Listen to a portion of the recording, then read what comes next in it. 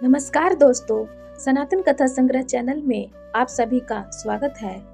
प्यारे श्रोतागण, हिंदू धर्म के पौराणिक कथाओं में कई ऐसी कथाएं हैं जिसके जरिए लोग कई बातें सीख सकते हैं, उनसे प्रेरणा ले सकते हैं, धर्म के मार्ग पर चल सकते हैं और अपने पाप से मुक्ति भी पा सकते हैं।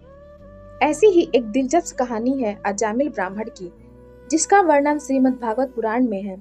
यह कथा यह बताती है कि किस प्रकार धर्म से भ्रष्ट होने के बावजूद एक अच्छा कर्म आपको मोक्ष दिला सकता है।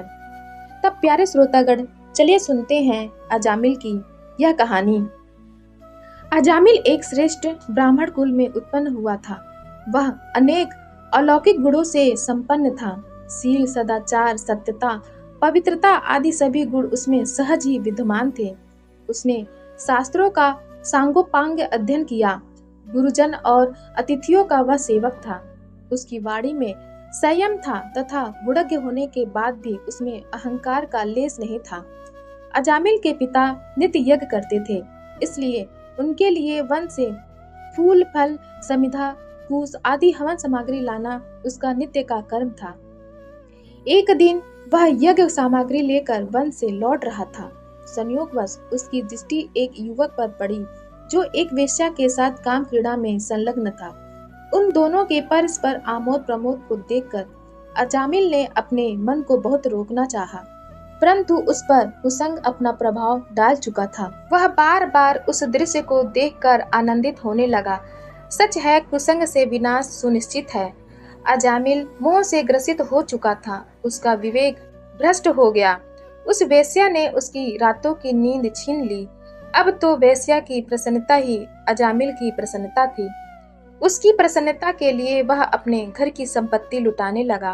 उस उल्टा की कुछ चेष्टाओं से प्रभावित होकर वह अपनी विवाहिता पत्नी को भी भूल गया और उसका परित्याग करके वह उस वेश्या के साथ रहने लगा। कुसंग के प्रभाव से अब अजामिल का कार्य न्याय अन्याय किसी भी प्रकार से धन अर्जित करके वेश्या के कुटुंब का पालन पोषण हो गया। दूसरे प्राणियों को लूटकर धन लाने में भी उसे कोई संकोच नहीं होता था। उल्टा का संसर्ग करने से अजामिल की बुद्धि भ्रष्ट हो गई थी। एक बार कुछ साधु उसके गांव में आए और उसके घर पर रात्रि में विश्राम करने की इच्छा जताई। अजामिल ने उनके सोने और खाने का प्रबंध कर दिया और उनका पूरा सेवा सत्कार किया।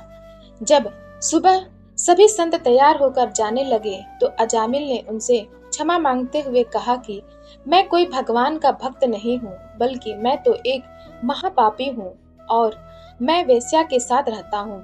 मैं आपको कोई दक्षिणा भी नहीं दे सकता। सारे साधु अजामिल की सेवा भाव से प्रसन्न थे, इसलिए उन्होंने उससे कहा कि तुमने हमें आश्रय दिया और हमारा सेवा सत्कार किया, तो हमें दक्षिणा में अब कुछ नहीं चाहिए। लेकिन अगर तुम अपना कल्याण चाहते हो तो बताओ, तुम्हारे घर में कितने बच्चे हैं? अजामिल ने बताया कि उसके घर में उस वेश्या से 9 बच्चे हैं और अभी वह गर्भवती है। संतों ने कहा कि इस बार जो तुम्हारी संतान होगी, तुम उसका नाम नारायण रखना और तेरा कल्याण हो जाएगा। यह कहकर सभी संत चले गए। कुछ समय पश्चात अजामिल को एक पुत्र हुआ और उसने उसका नाम नारायण रखा। अजामिल अपने बाकी सभी पुत्रों की तुलना में नारायण से बहुत अधिक प्रेम करता था। वह हर समय अपने पुत्र को याद करता रहता और नारायण नारायण कहता रहता था।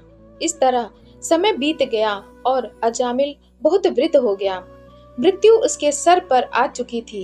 एक दिन उसने देखा कि उसे ले जाने के लिए अत्यंत भयानक 3 यमदूत आए हुए हैं।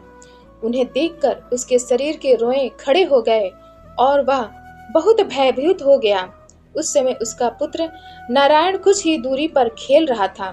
यमदूतों को देखकर अजामिल अपने पुत्र को पुकारने लगा, नारायण नारायण, मेरी रक्षा करो। जब भगवान के पार्षदों ने देखा कि अजामिल मरते समय नारायण नाम का जप कर रहा है, तो वह वहां तुरंत आ पहुंचे। उस समय यमदूत अजामिल के शरीर से उसकी सूक्ष्म आत्मा को खींच रहे थे। भगवान विष्णु के दूतों ने तुरंत यमदूतों को ऐसा करने से रोका। यमदूतों ने कहा कि इसने जीवन भर केवल पाप और अधर्म किया है, यह नरक भोगने के योग्य है। इस पर भगवान विष्णु के दूतों ने कहा कि जिस पल इसने नारायण का नाम लिया, इस 4 शब्द ने इसके सारे पाप धुल दिए। उन्होंने कहा कि तुम जिसको ले जा रहे हो, इसने सभी जन्मों के पापों का प्रायश्चित कर लिया है, क्योंकि इसने विवश होकर ही सही लेकिन अंतिम समय में भगवान के कल्याणकारी नाम का उच्चारण किया है। इस प्रकार नारायण नाम के इन 4 अक्षरों के उच्चारण से ही अजामिल के समस्त पापों का नाश हो गया और उसने अपने समस्त जीवन के पापों का प्रायश्चित कर लिया। अपने अंतिम समय में उसे नारायण का नाम लेने से मोक्ष की प्राप्ति हुई। प्यारे श्रोतागण, अजामिल की कथा अगर आपको अच्छी लगी हो तब आप हमारे चैनल सनातन कथा संग्रह को लाइक करें, शेयर करें और सब्सक्राइब करें। धन्यवाद।